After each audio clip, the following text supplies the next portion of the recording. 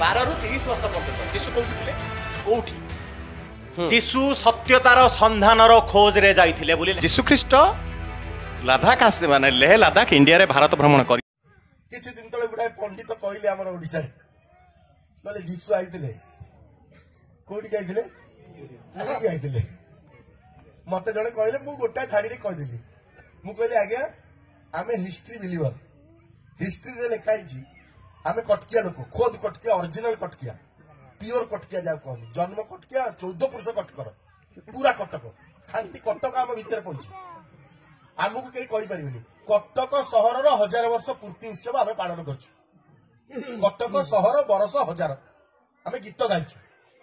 आम पाड़ी 1000 वर्ष कटक छड़ा ओडिशार कौन डिस्ट्रिक्ट ना जार 1000 वर्ष पूर्ति है 1000 वर्ष पूर्ति कार है जीशु 2000 वर्ष तल लोक पूरी सहर आग थिला पूरी सहर आग थिला अनंग भीमदेव पुओ भूल कला जानिछ तो इतिहास रे पढिछ पुओ भूल कला गोटे होजी कोन त कहंदी गोटे घोषिबा पइका सहज गोटे उपाय फार्मूला पूरे पुरी मंदिर और अनंग भीमदेव बनैथिले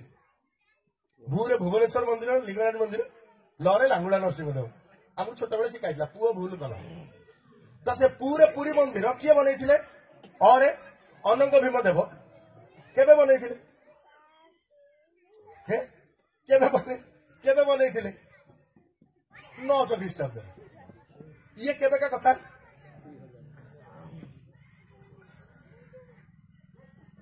मंदिर नथिला किछि नथिला कुआडे द्वितीय कथा पूरी सहर तो नथिला मंदिर भी नथिला किछि नथिला आउ जी कही मठटा भी तैयारी नथिला मठ भी तैयारी नथिला आमे चली जिबा जेरूसलम मंदिर 12 वर्ष बयस रे प्रभु जीशु ख्रीष्ट जाइथिले पंडित मानकर स्पीकर होइथिले हालेलुया जेरूसलम मंदिर रो पंडित माने बसिथिले से माने होते रियल पंडित आम भलिया मन इच्छा पंडित नहीं से प्रकृत पंडित विभिन्न शास्त्र तर्जमा करी से पंडित होते जेरूसलम सिनेटर मेंबर हवा बहुत कष्टकर कथा पाउलों भाया लोक सेमती सिनेटर मेंबर होते बहुत ज्ञानी गुणी लोक बहुत विद्या जो अर्जन कर सिनेटर मेंबर हम सेठी सहित जुक्ति तर्क करने इतिहास भूगोल विज्ञान नगर विज्ञान सब ज्योतिर्विद्या सब विषय पारंगम सी जुक्ति कर सेठी जीशु केउ वर्ष रे 12 वर्ष रे कथबार्ता करथिले एमिति कथा कहउथिले जे पंडित माने चमत्कृत होई जति से कौन शिखिबे इतिहास पूरी रे कौन शिखिबे